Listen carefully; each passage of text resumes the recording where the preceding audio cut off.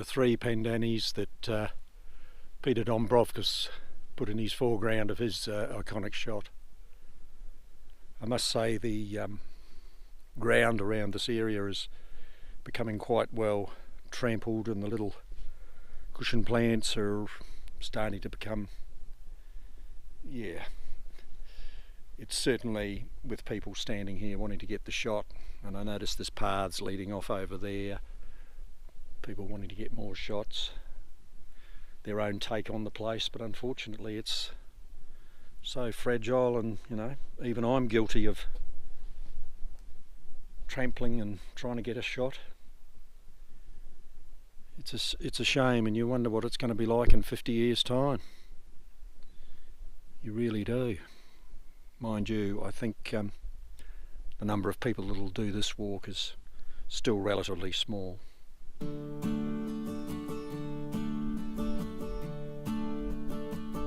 It'll just take longer to degrade.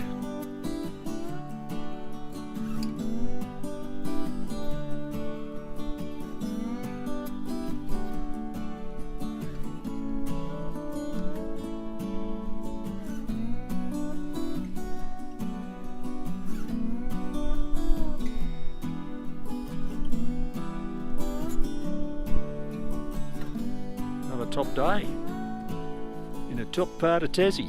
It certainly is that. This would have to rank as the best walk, in my opinion, in Tasmania, if not Australia. It's just mind-bogglingly grand. It's primeval. It's like something on another planet. I've never seen anything like it. The Western Arthur Range. They are definitely on a bucket list of people that are into bushwalking, and slightly more adventurous than doing the overland track. If you think the overland track is tough, don't even attempt the Western Arthurs. It's a whole other ball game. Yeah. So yes, that's it for today. Dinner beckons. Right, cooking tea.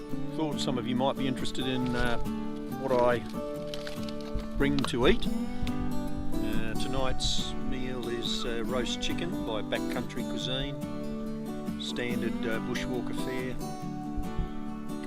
They're all right if you add a few extra things, seasoning. I cut up cocktail salves and cook it before I come, and that way the meat doesn't go off, and you've got a bit of, even though there's probably some protein in it, but yeah. I add a bit of cheese, and I've got some 2-minute noodles which I cook away beforehand, and then all you do is throw the hot water in this, seal it up, and leave it for 10 minutes, and it's ready to eat. So yeah, nice and simple cooking. A cup of tea to follow with a couple of biscuits, and that's me lot.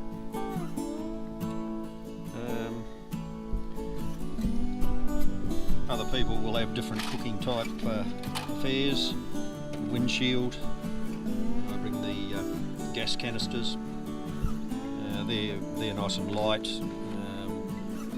for a bushwalk like this that's a bit rugged. Other walks I take methylated spirits burner with me because it's cheaper. These are very expensive for what they are, which is a bugger. So yeah, that's dinner tonight. And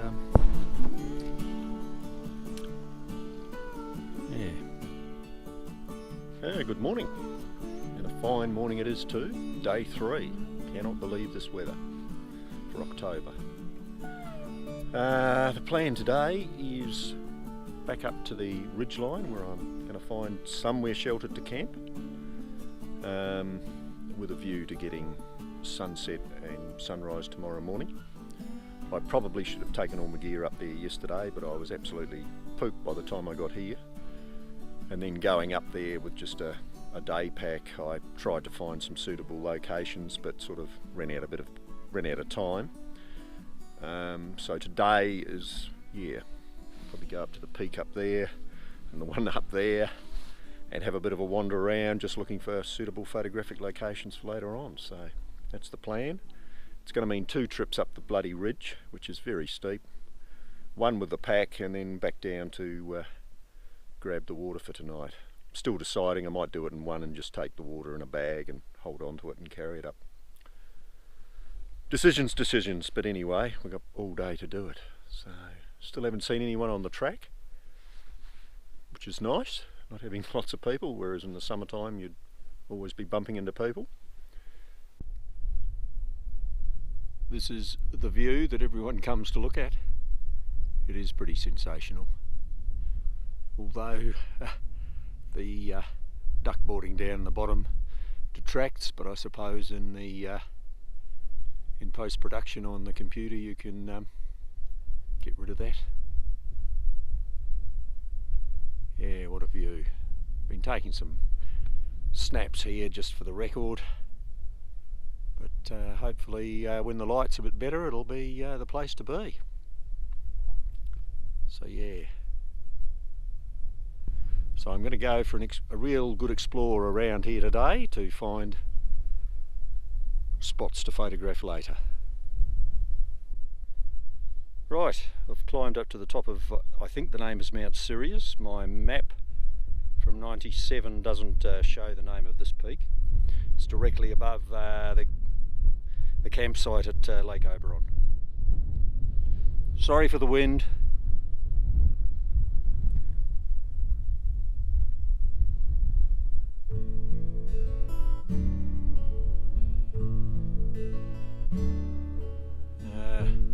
Precipitous bluff out there.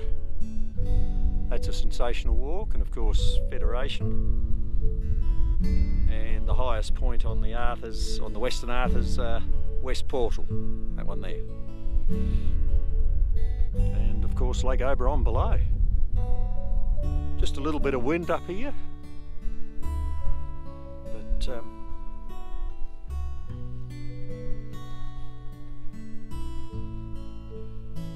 and that river valley down there, you can certainly see where the fires come across the plains. It happened, I don't know, 5 years ago, 6 years ago, maybe even longer. But yeah, the crossing river. You cross that when you're on the Port Davey track. And down there is Mount McConaughey and Greystone Bluff. Don't know, I might have them a bit skew-whiffed there, I might be a bit wrong.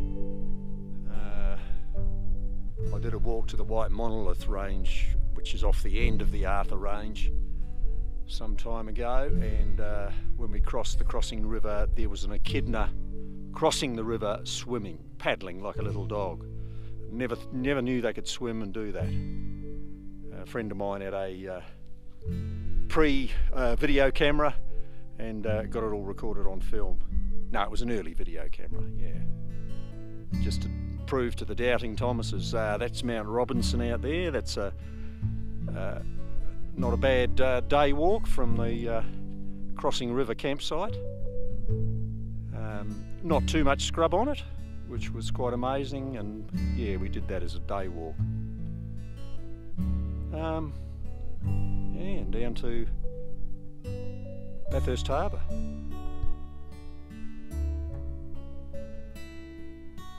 Well, there you have it. And round to Mount Anne, over there with still a bit of snow on the plateau. Right, I was just put the pack down here and was looking at some potential shots for tomorrow morning. None of them which appealed, but as I pulled the pack away, I noticed this little tree that's just, talk about tenaciously hanging on for grim life in such a windswept exposed spot. And I'm just getting close. You can see there the little shoot, and then the entire trunk is horizontal, and it's growing underneath this rock. Get rid of my lecky pole, and there's the head of it. Just cling it, wind sheared there with the lie of the rock. That's what you call a hardy shrub. Unbelievable. Sort of puts life into context, doesn't it? When us humans complain about the travails of life. Bloody hell. Wonder how old it is. Anyway, a little bit of nature for the day. Amazing. And that's where he is. Right, having a wander around up on the higher parts, and found this different view looking over to Federation and Precipitous Bluff. Beautiful afternoon, t-shirt weather, no, not a breath of wind, probably about 18 degrees, magnificent. You wouldn't get a better day up here, and none of that real summery haze yet. So yeah, I'm just going to duck down here to the gully and where that pandani is, with a view to taking a shot from up here. Yes, I think I'll set the camera up here with this pandani. It's not a bad bit of foreground. Bloody oath, breathtaking. Breathtaking. Look how bloody steep it is down there.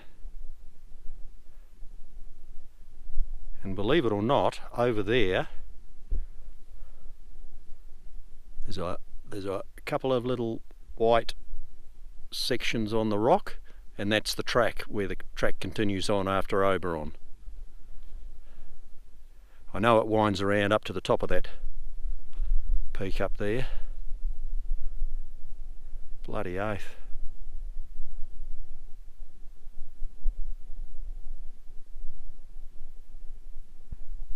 Not the walk to do on a stinking hot day. One day we had to stop walking and just lie down under a rock and some shade. It was just too hot to walk one year. Makes for very unpleasant. Of course, there's no water on the range. Very, very little apart from the campsites. You might find the odd soak, but in summertime, no. So yeah, you've got to carry your water while you walk.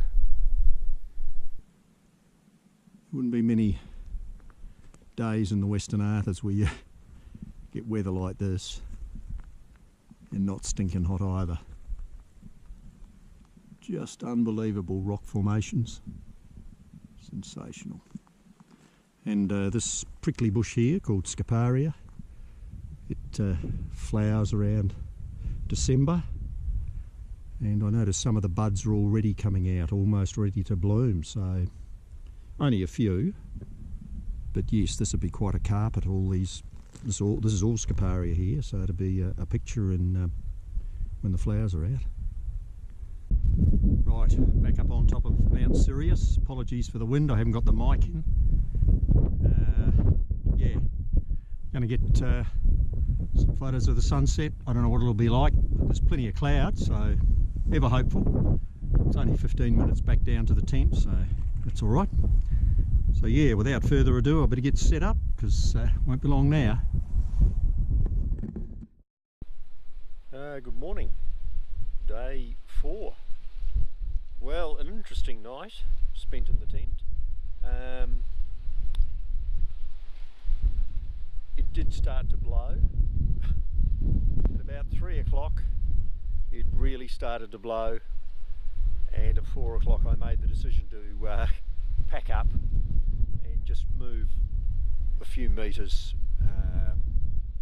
including the tent, packed that up and found a sheltered spot over the edge overlooking Lake Oberon. So cooked my breakfast in the dark on the sledge standing up, and then the sunrise came up, so I got the camera out, took a few photos, but it wasn't a specky sunrise. It's still blowing, so yeah, plan today is to head to Lake Cygnus, heading back along the range, because tomorrow I'm walking out to the car with a view to either camping at Cygnus if the wind doesn't abate, because it's very exposed on top of the range, where I was intending to camp just before where you drop off to go down Moraine A. So that was my little highlight of the trip so far. Thinking I was going to be blown from the lofty heights down into Lake Oberon. But no, we survived, all good, and make the most of another day in the Western Arthur Range. Apologies for the wind. This I noticed some years ago. It's probably what you'd call historical now. I stopped here for a lunch one day in 2009, and I noticed while I was sitting here those rocks have been moved a little bit, but that is definitely a fireplace. So probably someone lit it and boiled the billy for lunch or whenever. They certainly wouldn't have been camping because it's on the side of a mountain. But it's very old, as you can see from the little plants growing. So yeah, another bit of history on the Western Arthurs. Looking down to Bathurst Harbour there, and the Celery Top Islands in the middle. And that's where I was last night, getting the sunset shots on Mount Sirius.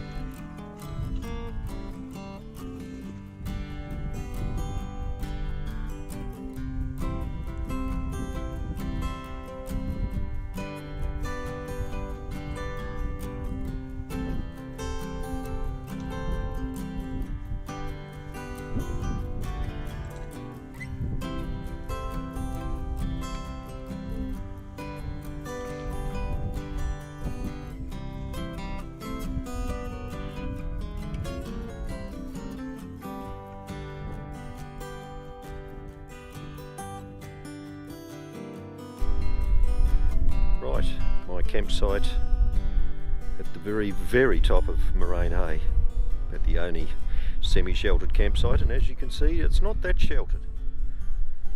But anyway, it's the only site here really.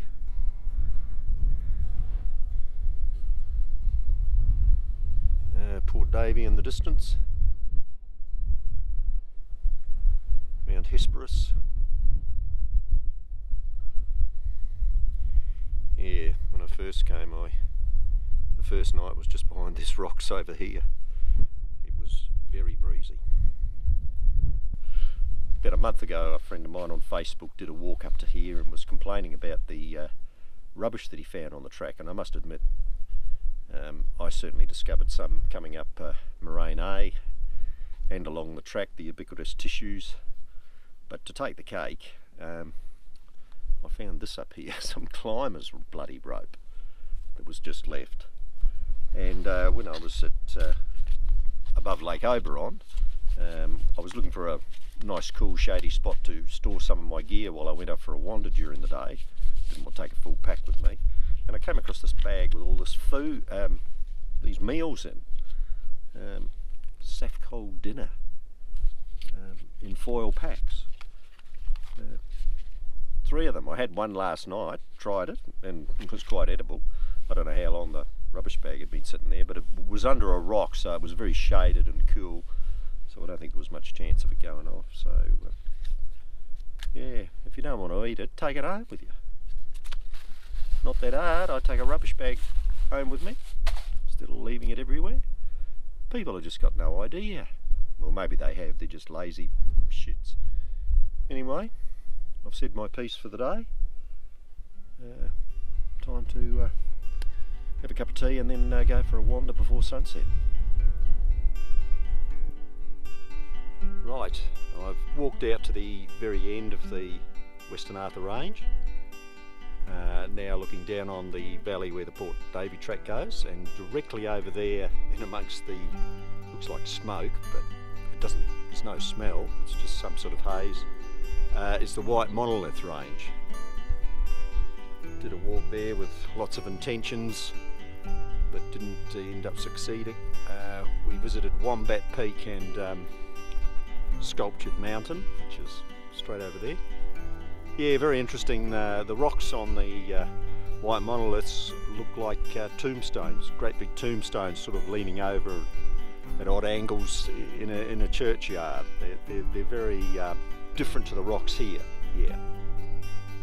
So, yeah, I don't think sunset's going to be much with this sort of haze. So, anyway, I've never been out to this end of the range before. It's always good when you've got time to do things, and not being rushing off like one normally is with extended leave when one's working. Oh, the joys of retirement. Right, apologies for the wind, it's blowing a gale up here. Under a rock, I've just pulled this out, I found this. It's aluminium, hasn't rusted, it's been folded up, it's a strip. Now what I think it is, and I stand corrected, some of the old timers from the bushwalking days when they used to do food drops would tell me if this is a marker that would have been placed out on a flat area so that the pilot had somewhere to aim for when he's dropping the food drops for people in the days before dehydrated food. So yeah, I did see one down on the Arthur Plains near Junction Creek after the fire had gone through and exposed it, and it was laid out on the ground and like a cross. So I'm concluding that that's what it is. I stand corrected if I'm wrong. So yeah, a bit of history there, bit of history. They don't do food drops, it's not politically correct anymore, you've got to carry everything yourself. So yeah. Right, good morning. Monday morning, 7 o'clock, 10 to 7 and all packed up. Very windy night last night, but not enough to keep me awake. I was that tired I slept through it all, most of it. Tent stood up all right, although the pole is somewhat even more bent this morning, so that gives you an idea how the force of the wind and the malleability of lightweight tent poles are today.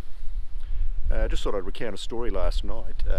Given that the sunset wasn't much, I sort of hopped in the tent out of the wind, and at around sunset time, I can't remember if I was cooking tea or not, I thought I'll just get out just to, you know, prove myself right in saying that the sunset wasn't going to be anything.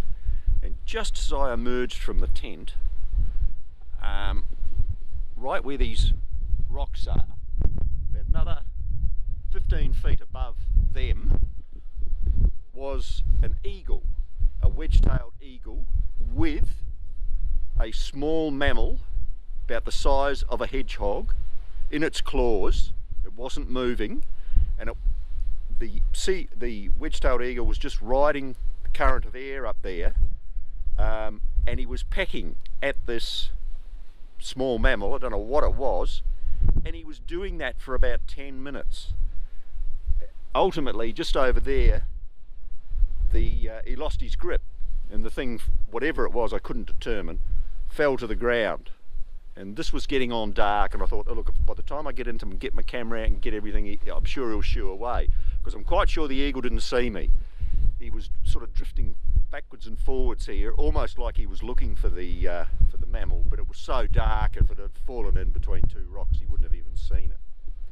But he just was gliding back and forward here for ages, a good 10-15 minutes. I was just mesmerised having my cup of tea.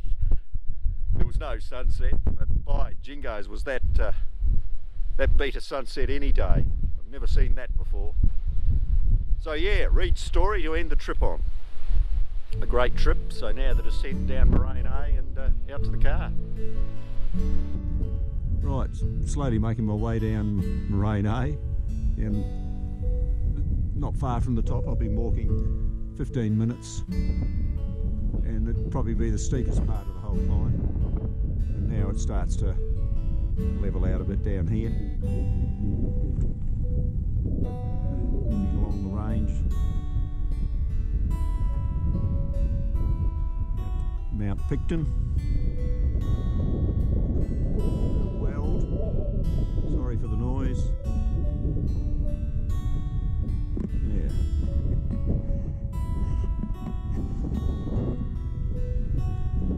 A magic trip so far.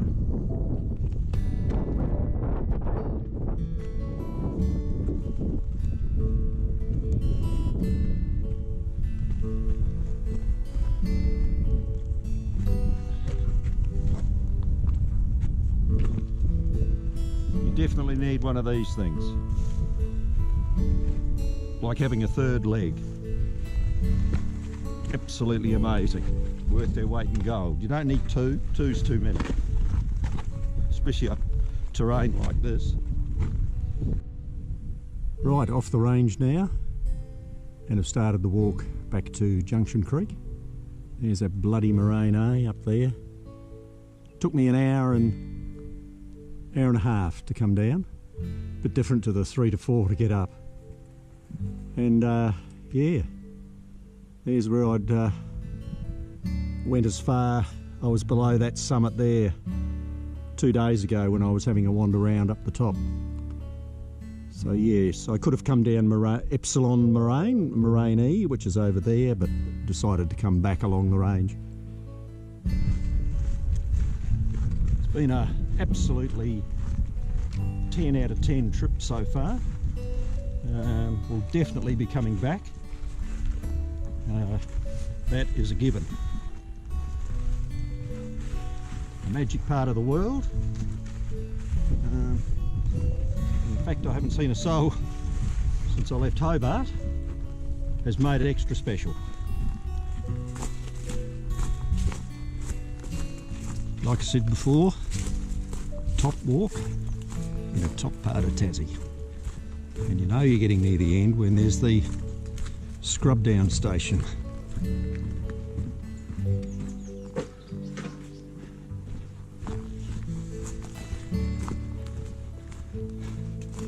I can almost smell the diesel fumes of my vehicle.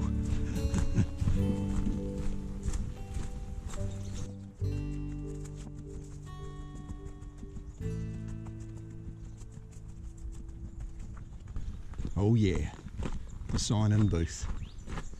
Better do the honours, seeing I filled the book in prior to departure.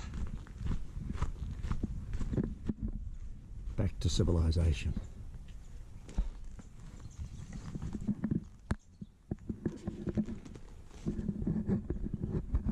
Whew.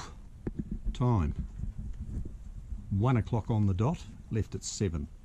So 6 hours from the top of Moraine A. It's starting to bloody warm up. Anyway, top walk. Can't wait to do another one.